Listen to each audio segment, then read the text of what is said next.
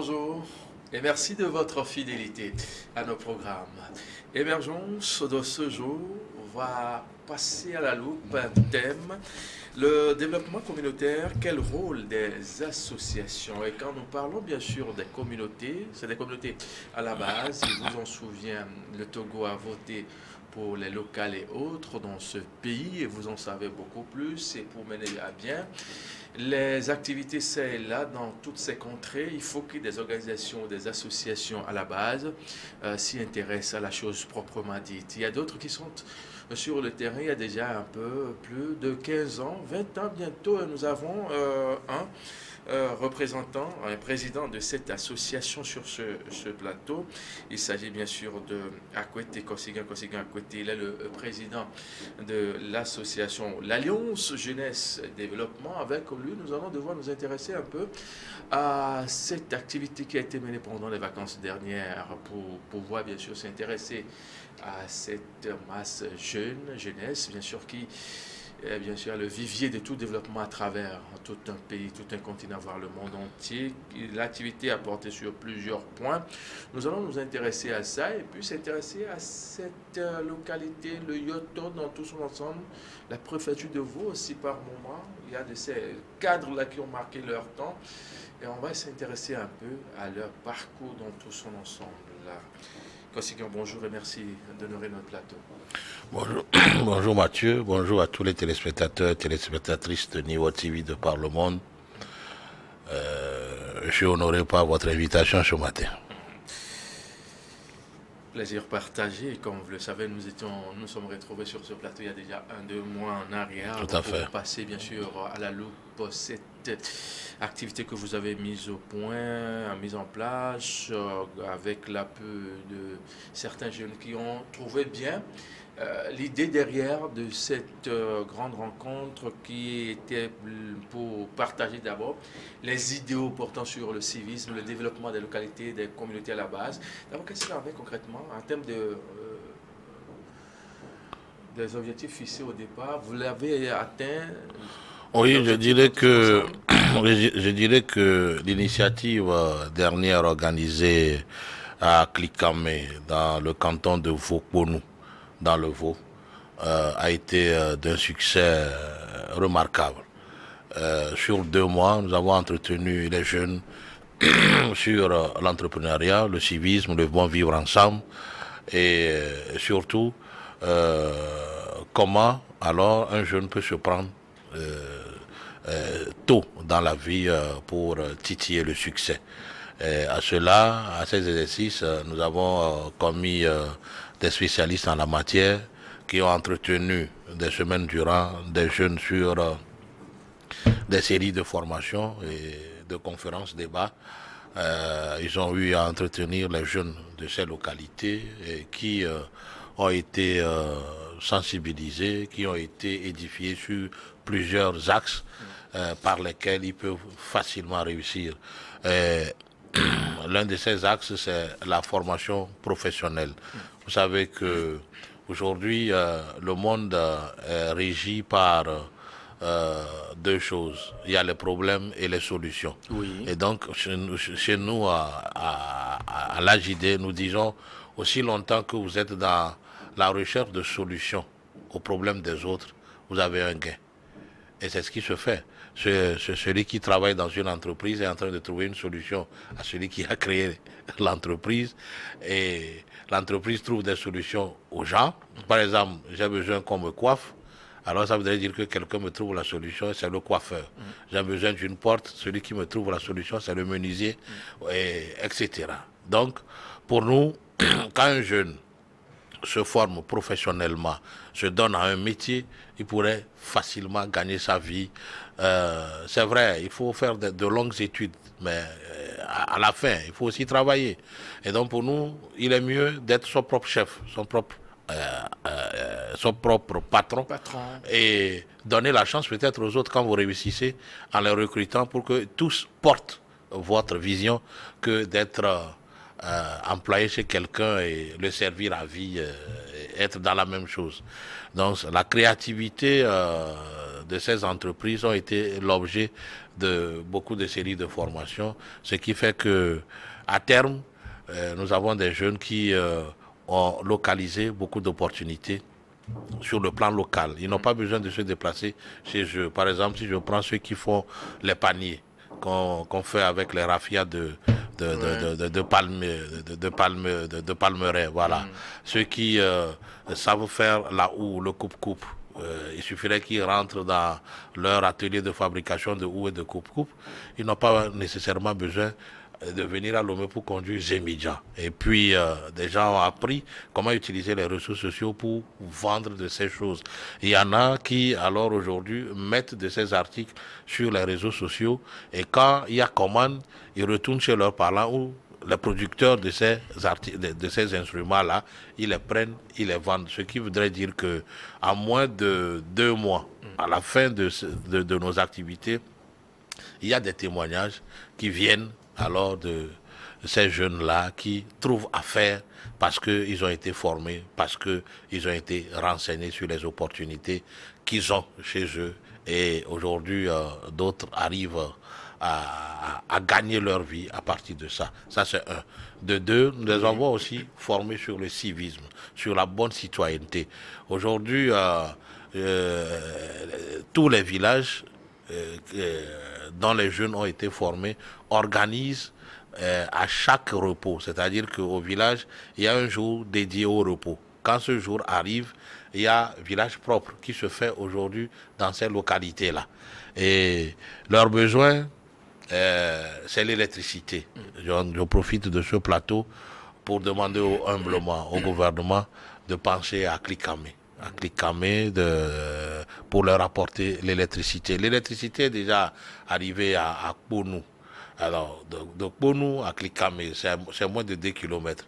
Alors, vivement que le gouvernement et Madame Dogbe, notre chère maman, qui est d'ailleurs de la localité, puisse penser à Klikamé. Parce que si le courant électrique arrive aujourd'hui à Klikamé et les villages environnants, je pense quand même que ces jeunes peuvent s'émanciper sans chercher à venir à Lomé. Parce que nous leur avons promis de ne pas les quitter sitôt.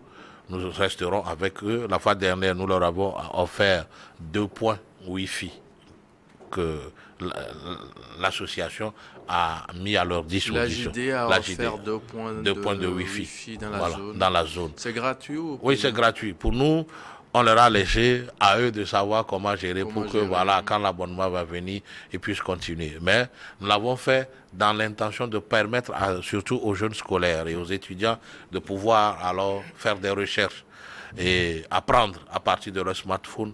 Aussi, leur permettre à vendre alors tout ce qu'ils produisent et de deux, à rester en contact avec le monde entier. Parce que nous savons aujourd'hui qu'à partir des TIC, on peut rester alors en contact avec le monde entier et permettre surtout à toute la population de rester connectée avec peut-être leurs enfants et puis leurs parents qui ne sont pas forcément à Lomé ou proches d'eux. Donc voilà les fruits de l'initiative que nous avons mise en place. Et puis je voudrais aussi remercier tous les participants au tournoi de football que nous avons organisé. Ce tournoi, le trophée a été gagné par l'équipe de Tokli, qui n'a pas démérité, qui est le seigneur actuellement dans la localité. L'édition 2024, si Dieu nous prête vie, nous allons le rehausser encore un peu plus que ce que nous avons fait. Et nous demandons alors à toutes les bonnes volontés, surtout de la localité, de nous prêter main forte, de venir pour qu'on puisse participer ensemble au développement de vous. Parfait, vous avez eu à toucher plusieurs points concernant les activités organisées durant ces vacances 2023, dans le cadre bien sûr des activités de l'Alliance Jeunesse et Développement. Je voudrais m'intéresser encore beaucoup plus à un point, la formation professionnelle des jeunes dans la localité. Comment ça a été fait? Vous avez coopté des gens des CM? Non, au fait, oui, nous n'avons pas mis les centres de formation en place, non. Mais nous les avons sensibilisés sur la nécessité de se faire former. Voilà. dans un métier. Il n'est pas bien qu'un jeune, alors ça donne peut-être à la conduite des émigrants ou d'être toujours aide-maçon à vie. Non, il va falloir qu'il soit maçon, qu'il soit peut-être menuisier en aluminium et tout, qu'il soit électricien, qu'il soit plombier, qu'il soit maître maçon et tout. Et donc, nous leur donnons alors toutes les informations sur l'avantage d'apprendre un métier. Et s'il y a des bonnes volontés qui manquent de moyens, nous les soutenons. Oui, nous les soutenons. D'ailleurs, nous nous préparons. En janvier 2024, il y a déjà 16 jeunes que nous allons aider, alors que nous allons envoyer en formation professionnelle. Voilà. À partir de janvier 2024. Oui, il y a déjà 16 jeunes que nous allons envoyer en apprentissage. Quels critères ils sont sélectionnés? On se demande. Nous avons nos critères. Le premier critère, c'est la volonté du jeune lui-même de vouloir apprendre un métier. Et voilà, puisque vous savez, aujourd'hui, point n'est besoin de savoir que c'est la volonté qui amène le pouvoir. Si la personne veut et qu'il manque de moyens, voilà, nous sommes là pour lui porter assistance pour qu'il apprenne le métier. C'est surtout. Et donc, pour nous, c'est le fait alors que le jeune choisisse lui-même de vouloir apprendre un métier. Voilà. Ça, c'est le premier critère.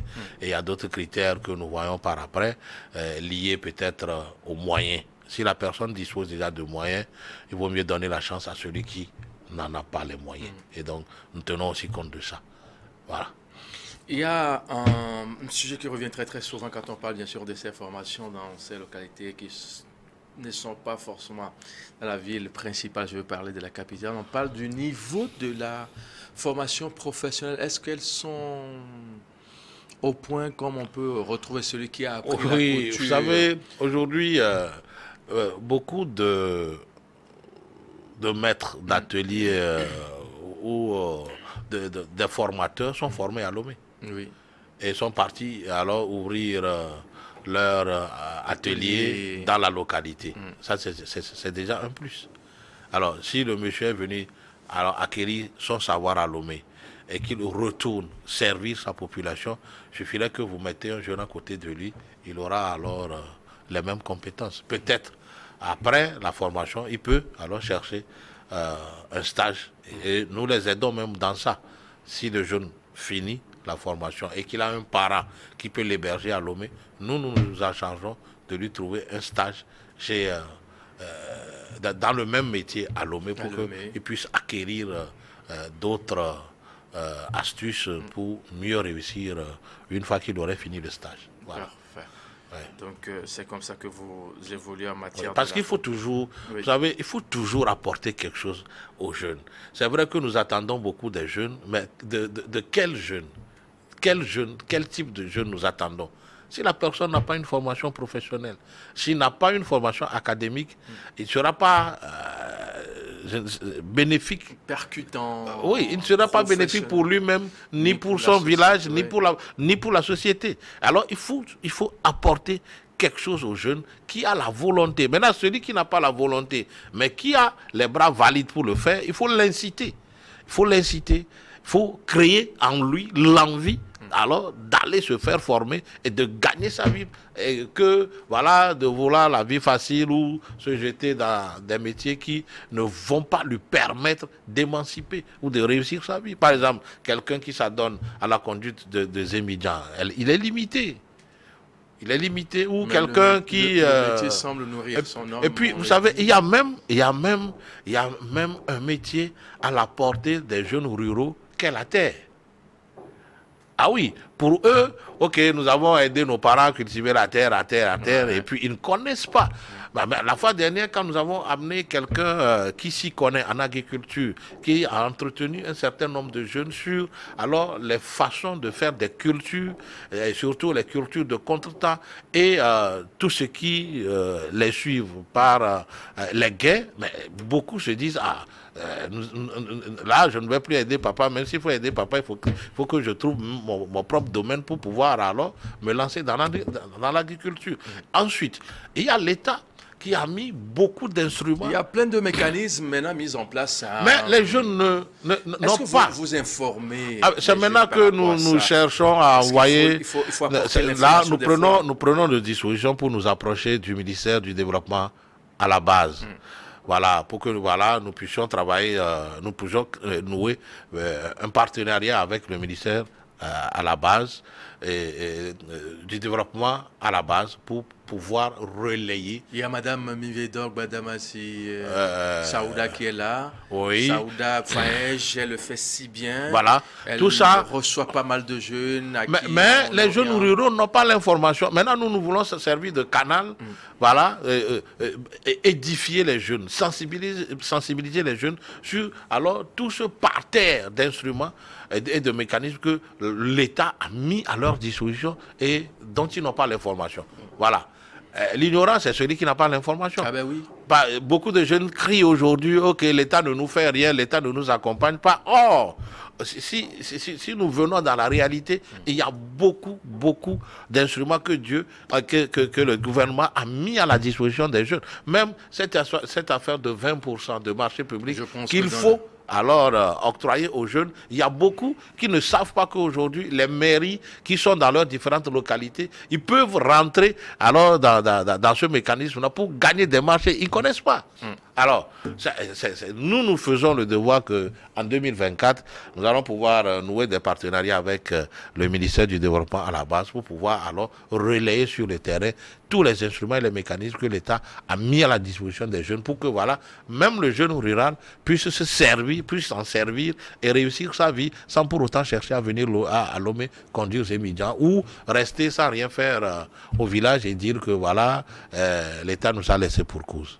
Parfait. Quand on sait que l'État travaille sur ce point-là afin qu'il y a un peu ce côté-là, passer un jeune désœuvré devient un danger, pour se localiser. Quand on voit l'extrémisme violent au nord de la plupart des pays de la côte ouest africaine, il y a lieu de former sur ce point. Et cela m'amène à vous poser la question sur le civisme. Vous l'avez dit tantôt. Oui, le civisme, beaucoup de jeunes ne connaissent pas, ne savent pas aujourd'hui que ils ont comme responsabilité de tenir leur village propre, leur maison propre. Alors de pratiquer l'hygiène corporelle, l'hygiène autour de lui, ne serait-ce que pour garantir sa meilleure santé. Ils ne savent pas ça. Pour eux, même balayer la rue, c'est l'État qui doit venir faire ça à leur place. Ils ne savent pas qu'ils peuvent même tracer des couloirs, ne serait-ce que pour évacuer l'eau, pour que l'eau ne puisse pas causer d'érosion.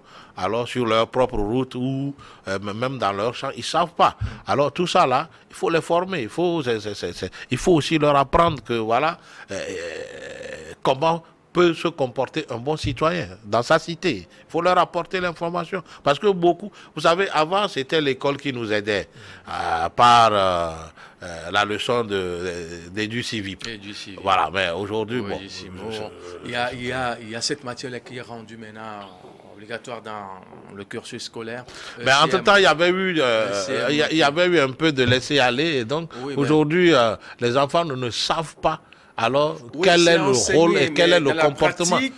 Vous savez, la fois dernière, moi-même, j'étais très content quand il y a, je crois, un arrêté du ministre Kokoroko qui demandait à ce que, alors, on monte 2 fois le drapeau. Vous voyez, la montée des drapeaux, la montée des couleurs dans les établissements scolaires.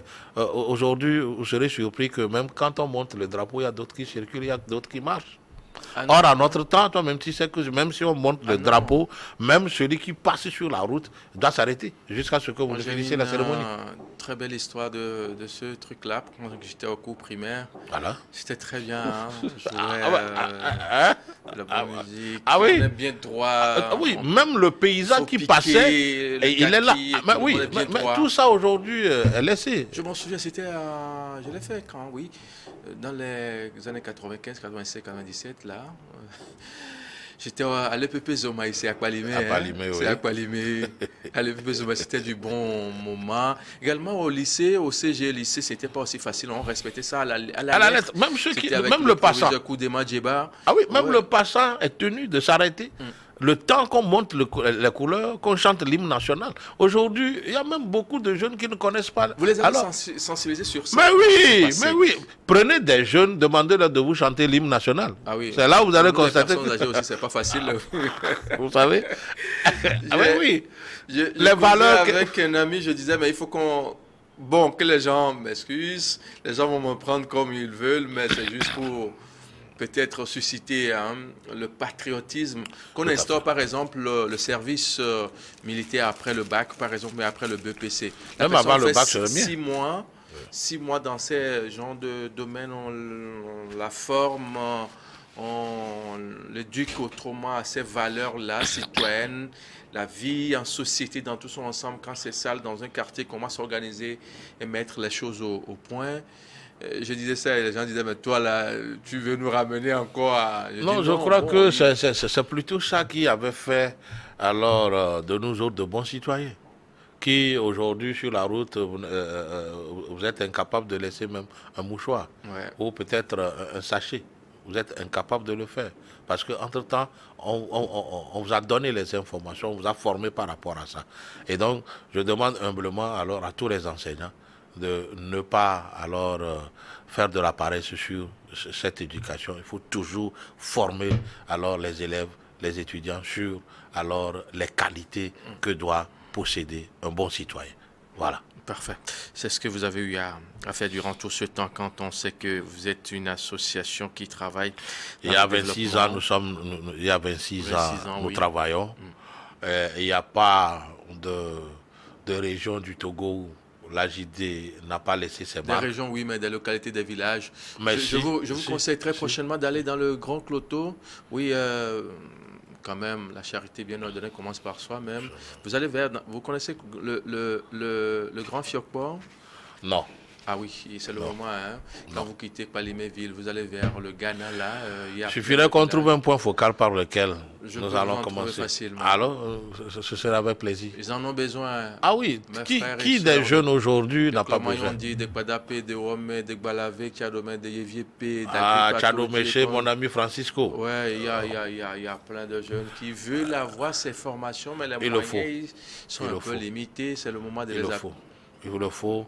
Dès que nous aurons l'occasion, nous ne lésinerons pas sur les moyens, nous y rendrons et nous ferons comme d'habitude. Hein. À chaque fois que nous arrivons dans un milieu, nous laissons toujours des témoignages, nous laissons toujours des gens épanouis, des gens informés de ce qu'ils peuvent faire pour sortir de la misère, pour sortir de cette affaire de chômage. Au fait, je dis souvent aux gens, le chômage est créé par soi-même. On n'est pas chômeur, tout le monde. Hein. Il y a d'autres qui sont instruits, mais qui aujourd'hui font d'autres activités qui leur apportent de l'argent que alors la formation même qu'ils ont subie sur le plan académique. J'en connais beaucoup. Moi, j'ai un jeune qui a la maîtrise, mais qui ne trouve pas à faire. Entre-temps, quelqu'un nous l'a amené. Moi, j'ai dit, mais va apprendre l'éventail que les bonnes dames qui vendent les objets d'art alors utilisent. Va l'apprendre. Et on a trouvé quelqu'un qui le fait à Badago. Nous avons payé sa formation. Mais aujourd'hui, le monsieur est plein aux as. Parce qu'il reçoit même des commandes de partout le monde. De par le monde, il reçoit des commandes. Il reçoit des commandes, il a sa famille, il a sa maison aujourd'hui à Zanguera. Il s'en sort bien. Or, la fin dernière, il y a 2 ans, on s'est connus, c'est comme... il se sentait inutile. Mais aujourd'hui, il a retrouvé alors le sourire par cette petite formation. Donc, moi, j'ai dit aux jeunes, si vous avez les diplômes, en attendant de trouver de l'emploi, vous pouvez vous former dans un métier qui va vous rapporter des plus-values et vous allez retrouver le sourire. Il faut quelque chose sous la main. Il faut avoir quelque chose sous la main pour pouvoir avancer quand on est jeune. Puisque la vie n'attend pas. Quand les jours et les nuits passent, c'est parce que là, vous prenez de l'âge. Mais vous allez laisser quoi pour vous-même, pour vos temps de faiblesse? Et qu'est-ce que vous allez laisser pour votre progéniture? Il faut penser à ça. Et donc, il ne faut jamais laisser une seule minute passer sans alors faire quelque chose. Et pour pouvoir le faire, formez-vous. C'est aussi simple. Parfait. Le tournoi de sensibilisation, d'information, c'est encore la même localité ou bien vous délocalisez ça carrément pour le... Vous savez, nous sommes à Klikamé et ses environs pour un but. Et donc pour l'heure... C'est quoi le but? Le but, c'est avoir... Vous êtes politique, on le sait, mais totalement. Pourquoi... Le but, c'est d'avoir des jeunes émancipés. Ah oui, nous voulons... Notre vision, c'est que d'ici 5 ans, qu'on ait des jeunes, alors, qui vont, à partir de nos ateliers, de nos formations et tout, devenir alors des patrons d'entreprise. Alors, des jeunes qui vont devenir des commerçants, qui vont devenir des jeunes accomplis et qui, alors, gagnent leur vie. Sinon, nous ne faisons pas les trucs comme... je ne sais pas, des trucs qui n'ont pas d'avenir, nous ne le faisons pas. Quand nous arrivons dans un milieu, nous prenons notre temps.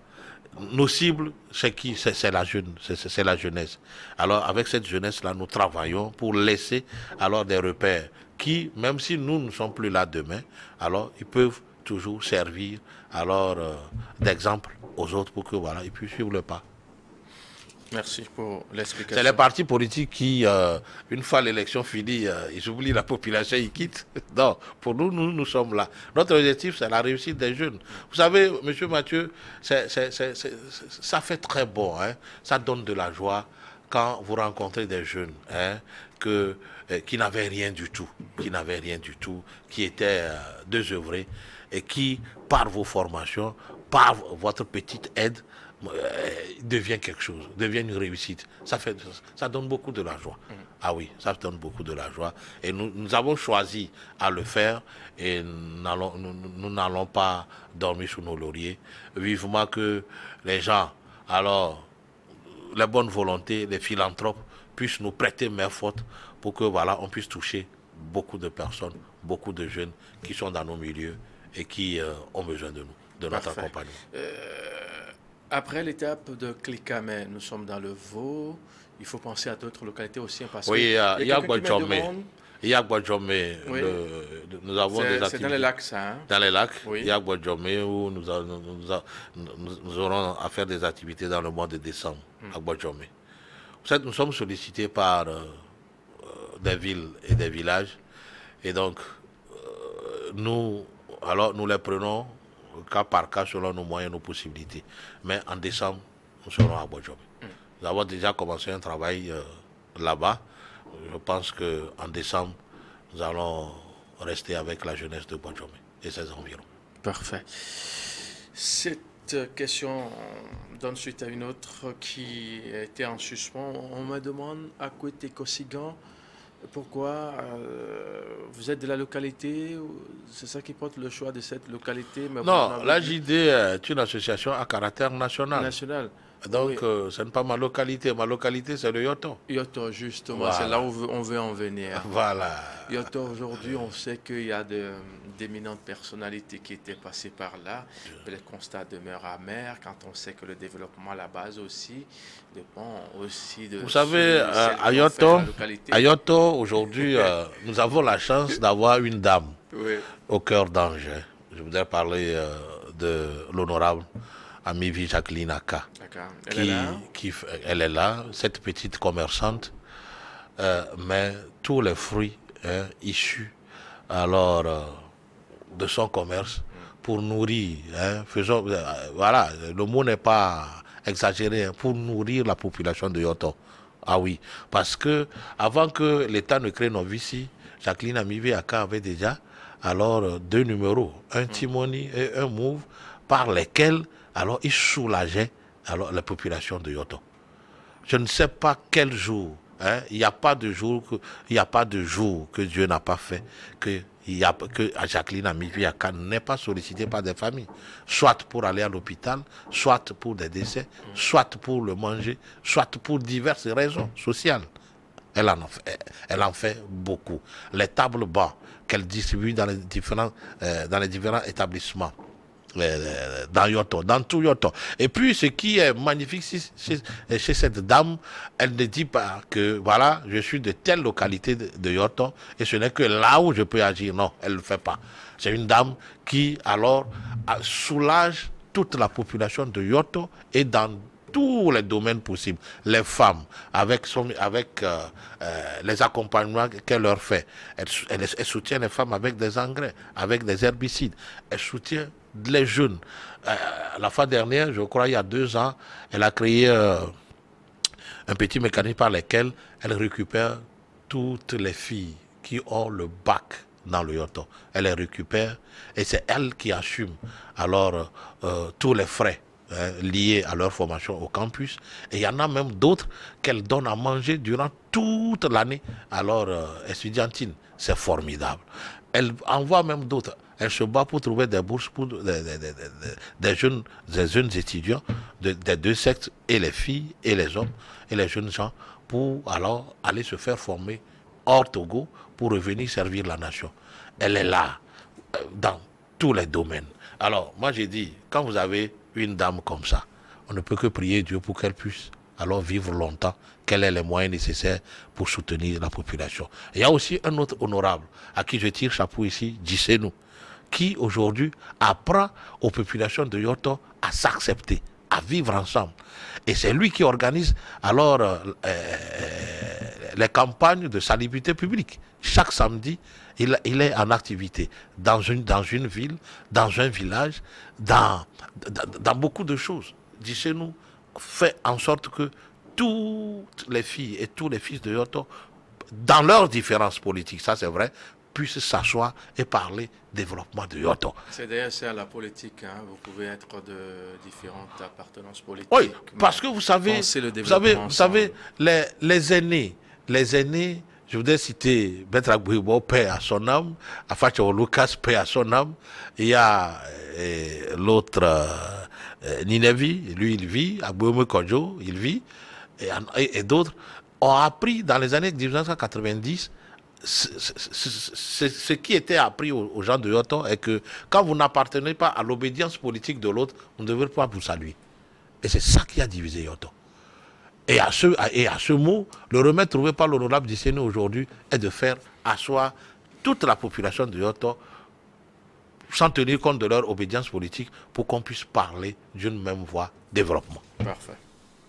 Quelqu'un me parlait bien sûr d'un de tes oncles. Oui, je voudrais profiter de ce plateau pour parler.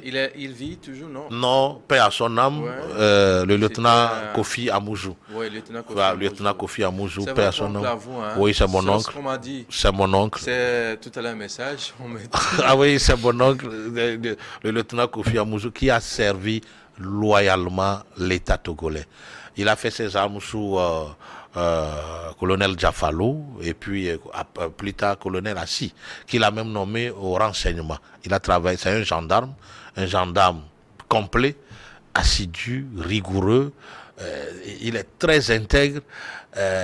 Qu'il vous souvienne qu'entre-temps, il y avait eu une perte, il y avait eu un vol à Sifao où les voleurs ont caché alors leur butin dans les caniveaux du grand marché. C'est lui qui est parti là-bas, alors faire sortir tout ça. Il a même mis aux arrêts alors ces voleurs-là. Kofi Amouzou s'est utilisé dans beaucoup de dossiers. Et la gendarmerie nationale le sait. Je ne sais pas par quelle magie la gendarmerie forme ses officiers. Aujourd'hui, vous allez même constater qu'il y a encore beaucoup d'Amouzou.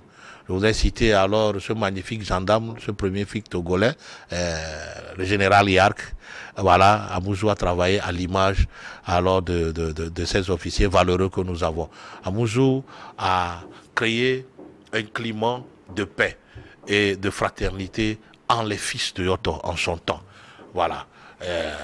Il est né d'un père de Atapamede et d'une mère d'Amengra Kondi. Voilà, il a fait même ses études primaires et secondaires à Amengra Kondi.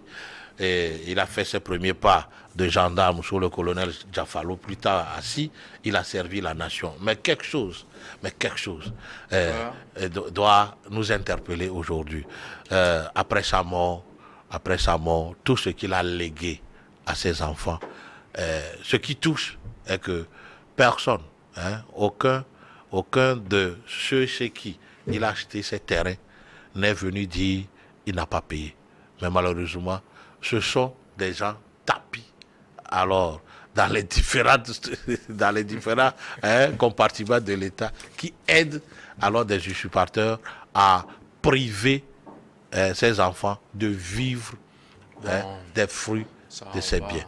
Et non, cela doit interpeller la conscience de tous ceux qui alors sont responsables à divers niveaux aujourd'hui. Même les officiers, même les juges, et même tous vous, le même président moi. de la JDM. Parce que on se dit, il faut se poser une question. Si après ma mort, ce que j'ai fait, ce que j'ai pu gagner et laisser à ma famille, alors des gens peuvent se lever pour alors les vendre sans le consentement de mes enfants. Qu'est-ce que cela peut dire? Vous pouvez aussi, c'est un point de formation à l'endroit des populations, non, des jeunes. vous savez ce que j'ai dit, la justice togolaise, la justice togolaise connaît de ces dossiers. Ah oui, la justice togolaise connaît de ces dossiers. Et d'autres sont encore pendants devant la justice. Malheureusement, les décisions prises, les gens ne le respectent pas parce que le gars n'est pas là. Mais moi, j'ai dit, pour ceux qui font ça, ils n'ont qu'à penser que la roue tourne. Et que demain, si on faisait la même chose contre leurs enfants, comment ils peuvent le supporter? C'est une interrogation. Et que, voilà, les gens travaillent pour que tout soit bon. Tout soit bon pour eux-mêmes et pour les autres. Puisqu'au fait, on dit, le juge est là pour la veuve et l'orphelin. Et quand l'orphelin voit ses droits piétinés, ça voudrait dire qu'il y a une question à se poser. Parfait. Conséquent, merci d'être passé. Peut-être en 30 secondes, votre mot de la fin. Je voudrais dire à tous ceux qui connaissent les dossiers à Moujou, qui sont pendants devant le tribunal, de les traiter en toute droiture. Ça a quoi à voir avec la JDM? Oui, puisque c'est mon oncle. Ah oui, non, mais vous, ça c'est pour... Ah oui, vous savez, nous luttons contre l'injustice sociale. Okay. Nous luttons contre l'injustice sociale. C'est dans nos articles, c'est dans les objectifs de l'AJD. Alors, quand nous constatons une injustice sociale, nous ne pouvons que lancer des appels aux plus hautes autorités de ce pays pour pour que justice soit faite. Voilà. Merci d'être Et je voudrais remercier Niwa TV pour le travail qu'il a là-bas sur la scène internationale. Force et courage à vous.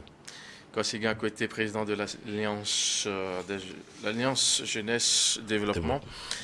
Merci d'être passé, messieurs, merci. Mesdames, merci pour votre fidélité. On se donne rendez-vous très prochainement pour un autre point.